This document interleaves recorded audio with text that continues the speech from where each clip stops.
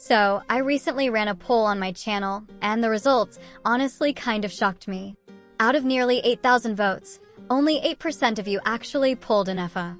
27% went for Seat Lolly, another 8% lost their 50-50. Everyone please type Inef in the comments for those. But a massive 57% of you skipped the banner entirely. That's more than half the player base saying no thanks to one of the most potentially impactful support characters in the lead up to version 6.0. And if you're one of those people, maybe you're trying to save for Nod Cry, or you're still burnt out from the Mavwika banner, I get it. But I also need to tell you something that might just change your mind. Because skipping Ineffa now could be the single biggest pulling mistake you make this entire year. Let me explain. Right now, we're in a bit of a calm before the storm. Everyone is talking about the insane new cast revealed for Nod Cry. Nicole, Llama, Varka, Columbina, Durin, the list goes on, and yes, it's going to be absolutely wild. But that's also precisely why version 5.8 is so important. Not because of hype, but because it sets the foundation. Especially if you're planning to pull Flynn's, and based on my comment section, a lot of you are. Here's the deal. Flynn's in version 6.0 is not going to be your average 5-star DPS. His kit revolves around lunar-charged reactions, and guess who is built specifically to enable, protect, and amplify those? That's right, Ineffa. And I don't just mean, oh, she fits nicely, I mean, she's borderline essential. If you don't have her, Flynn's is going to feel incomplete. That's not doom posting, that's the synergy talking. Ineffa brings a combo to the table that makes her the cornerstone of Electro charge-based teams. We're talking reliable off-field damage, a shield, and a passive that boosts elemental mastery heavily. Think of her like a Sucrose, Zhongli, and Fischl fusion, but with lunar synergy. And she scales. Her constellations can boost Flynn's even more. Especially her first. This one significantly boosts lunar charged damage, and with that, even Flynn's total output. Let's say you're a Novelette main. You love watching those HP bars drop like flies, but you keep getting interrupted during your charged shots. Or maybe you've built other Electro, Anemo, or Hydro DPS characters that work well on electro-charged setups, but lack the defensive stability to go all in. Ineffa is your answer. She's the glue that keeps those compositions from falling apart mid-rotation. And here's what makes it even crazier. This banner has been one of the most skipped of the year. That means Ineffa's rerun? Could be months away. Could be late version 6. I'd like to compare her with Emily that way. When she was first released in version 4.8, a lot of people underestimated her. She didn't make a huge splash right away, and many players were saving up for Natlawn or just didn't see the potential in her burning support kit. But fast forward just a few updates, and suddenly Emily became the absolute go-to unit for any serious burning team. Her synergy with characters like Deha, Kinich, or even Dendro Traveler was off the charts. And when she got her rerun in 5.7, it was crystal clear how essential she had become for players running optimized Dendro Pyro comps. People who had skipped her the first time were scrambling to get her. Ineffa is following that same pattern right now. She might not look flashy to everyone on first glance, but just like Emily, she fills a very specific and extremely important role that not many other units can replicate. While Emily supercharges burning teams with her unique support mechanics, Ineffa is poised to become the cornerstone of lunar-charged reaction teams, especially once Flynn's hits in version 6.0.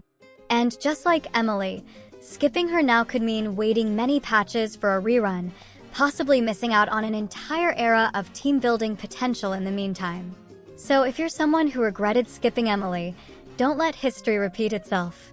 This might be your only chance for months to secure the core support character for one of the strongest upcoming archetypes in the game. Now, I'm not saying you have to go all in. If you're truly dry on primos, maybe skipping still makes sense, especially if you're committed to pulling Llama, Nahida, and Yelan later. But that's why I'll also be dropping a full Primo Gem savings breakdown for the second half of version 5.8. You might be surprised at how much you can earn if you start planning now: events, quests, web login rewards, Spiral Abyss resets, you name it. Even if you think you're broke now, 5-star pity may be closer than you think. And here's something I noticed from reading through the comments under the poll. Some of you seem to be putting your full trust in Lolly, and honestly, I get it. She's strong. Her cryo-based support kit is clean, her animations are gorgeous, and she brings meaningful buffs to both Pyro and Hydro characters. She works incredibly well with units like Mavwika or Arlecchino, where her resistance shred can push those aggressive DPS playstyles even further. But here's the thing. Lolly excels in existing Natlon rosters. That's where the difference lies. Nodcry characters are being designed with new elemental mechanics and reaction structures in mind. They'll likely get new support units that are tailor-made for them. So Lolly might not be the best option when looking at future Nodcry characters. I also want to take a moment to say this. I'm not here to scare you into pulling. I've always said Genshin is about fun first, meta second. If you love a character, pull for them. Don't let some YouTuber with a poll and a fancy thumbnail pressure you into spending your primos. But I also know a lot of you care about team performance, Spiral Abyss clears, and getting value out of your pulls. And if you're in that group, I'm telling you straight, Ineffa is worth more than people are giving her credit for. The synergy is real. The design is calculated. And her future-proofing is solid. So here's the play. If you already skipped, don't panic. Just evaluate.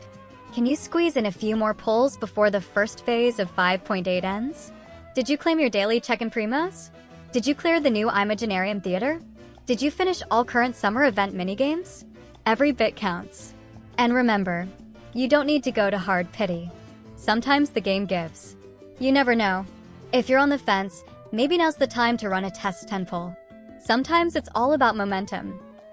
But if you've already committed to saving for 6.0 and Flynn's, just make sure you're not walking into that update without his best synergy partner. You'll regret it when your damage numbers fall flat, trust me.